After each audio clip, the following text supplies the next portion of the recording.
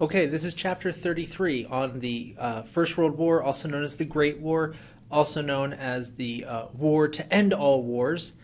And so we are going to go through the causes, uh, the war itself, and then the effects of the war. We're going to cover this in 4 sections, and so let's begin. First, we're going to look at the drift towards war. What were the causes of the war?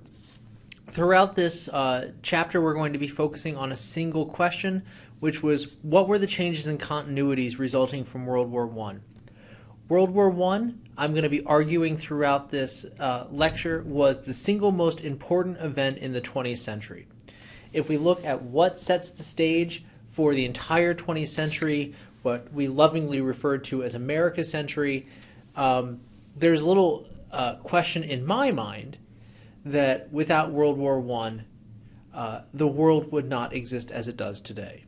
And the idea of a dominant United States very well might not be a reality. So, let's get right into it. First, we need to remember our acronym for the different causes of World War I. Remember, that's MANIA. The M stands for militarism. The A stands for alliances.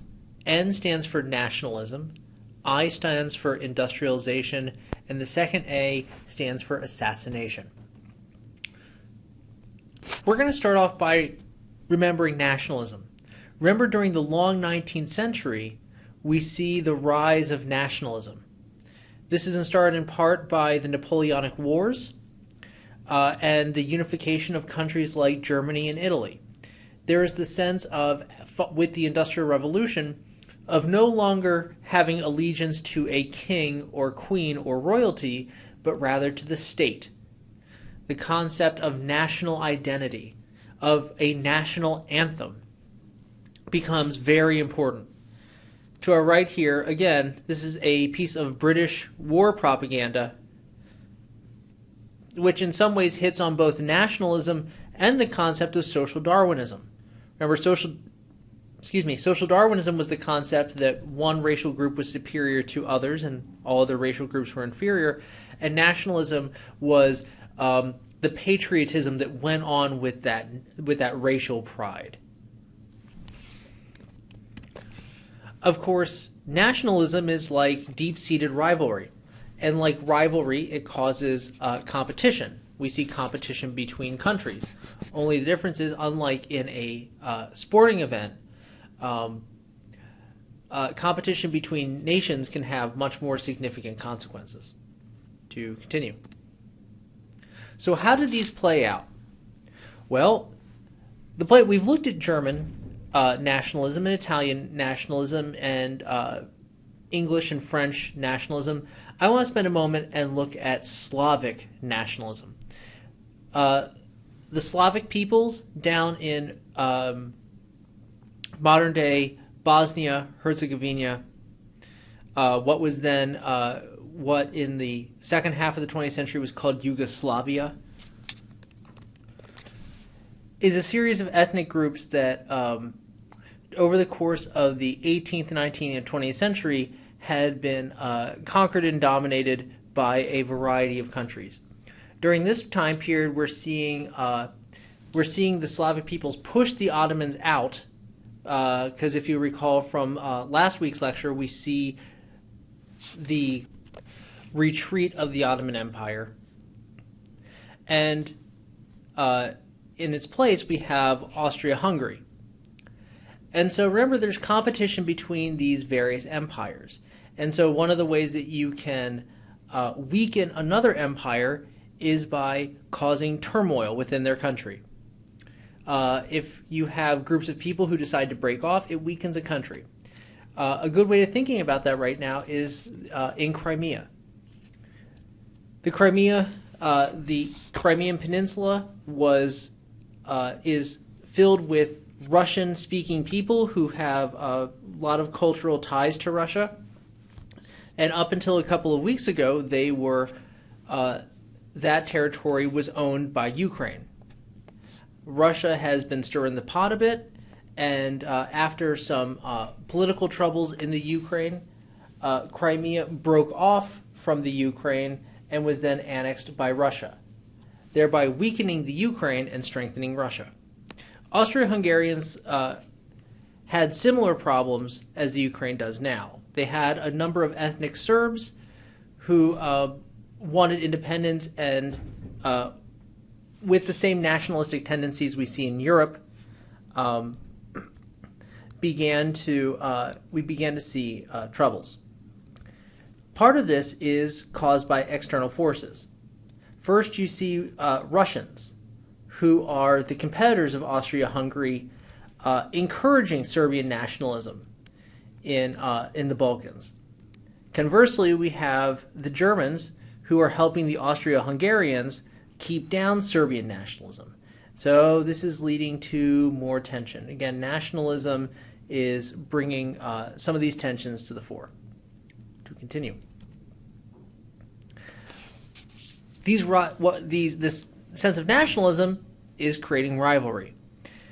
In some ways, we're seeing rivalry as a result of competition in industrialization. Remember, Germany is late to the party. Germany is one of the last Western European countries to industrialize because they don't unify as a country until the 1870s. And so they come late to the game after most of the world has been colonized by countries like England and France. And so there's this sense of little man syndrome, that they were late to the party, they're smaller than everyone else, and so they need to compensate. And so we see Germany building tremendous war machines, including the dreadnought that you see to your right now. These enormous ships of war that rivals the British Navy. And remember, during this time period, Britain has the world's most powerful navy. Germany is rapidly industrializing, pouring massive amounts of money and efforts into building up its military, and suddenly Britain looks at Germany and sees a military rival, whereas before England was unrivaled in their military prowess. This is, of course, going to cause a significant degree of tension. And you'll notice, again, you look at the images to your right, and you see the power of these dreadnoughts, enormous ships of war with tremendous guns. These are the products of industrialization. And Britain is building them, Germany is building them, and just like the Ferrari that we discussed in class, if you have weapons of this caliber, you're going to be inclined to use them. To continue. So this nationalism causes a great deal of antagonism between countries. We see small skirmishes between these Western European powers. Morocco nearly causing war between France and Germany in 1905. Wars in the Balkans, which are problematic.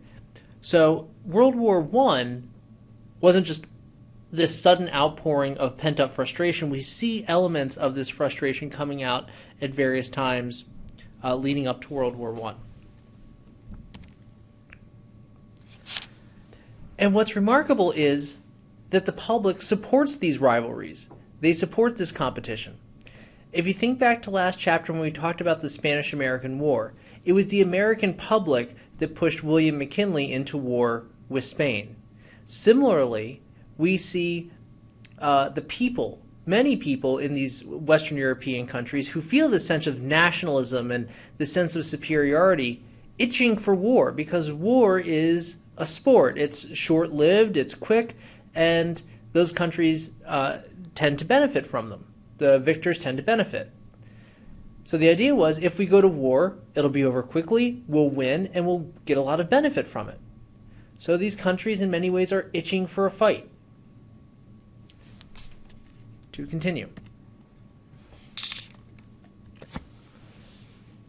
Now there's an interesting psychology at play as we move towards war.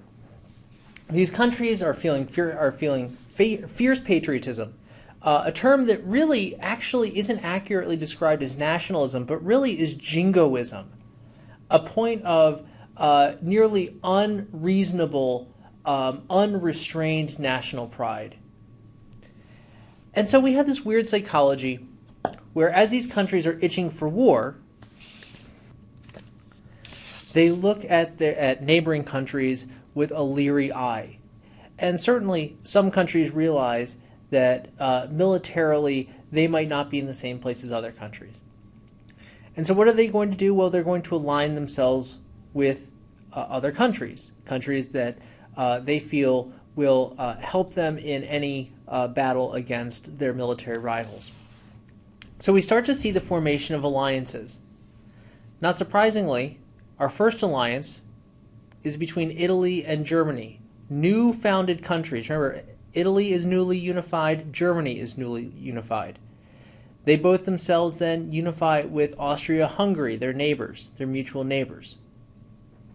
In response, in some ways retaliation, we begin to see the unification of other countries. Russia and France unify out of concern of this triple alliance of Italy, Austria-Hungary, and Germany. We see Britain coming a little bit later to the party. We see Bulgaria aligning itself on one side and Serbia aligning itself on another side. And right before the outbreak of war, the Ottoman Empire also gets into the mix as well. So we start to see these alliances, and what these alliances do is they are defensive alliances. They're not offensive alliances. It's if my country is declared war on, your country will join on my side. But if I declare war on another country, you have no obligation to help me out. So these are defensive pacts. The problem is they start to topple on one another. But that's a little bit ahead of the story. So let's keep going. So we have the Allies, Britain, France, Russia. The inclusion of Russia is significant because in both World War I and World War II, we're going to see Germany fighting a war on both sides. And in both cases, we typically think of the Allies as the United Kingdom and France, where in reality Russia ends up taking the biggest hit, fighting the war on the Eastern Front entirely by itself, resulting in millions of casualties. Casualties so high that the German population in 2014 still has not yet recovered from the losses sustained in the two world wars. Let's keep going. We also see during this time period preparation towards war. How can we quickly conquer this other country with minimizing the amount of time spent at war and maximizing our ability to take land? In Germany, we see the development of the Schlieffen Plan, which is a plan to go through Belgium, invading France from the north, avoiding defensive lines along the French border with Germany, quickly taking Paris, ending the war in a matter of a couple of weeks. These plans are inflexible, they don't leave a lot of room for error, and they require a couple of things. They require, first of all, that Russia, who is in the process of industrializing its country, takes a long time to muster its troops and get them to the east to Germany's Eastern Front, allowing Germany to devote most of its troops to the Western Front so that way they can quickly conquer France before turning their attention to Russia. All countries had these plans, all were inflexible, and none of them anticipated a long war of attrition. They all were in a 19th century mindset of quick, short, relatively bloodless wars. Unfortunately, they were wrong. To continue. This is going to end section 1. We're going to continue next time with section 2, which is actually going to cover the outbreak of war. And that will do it for now. Thanks.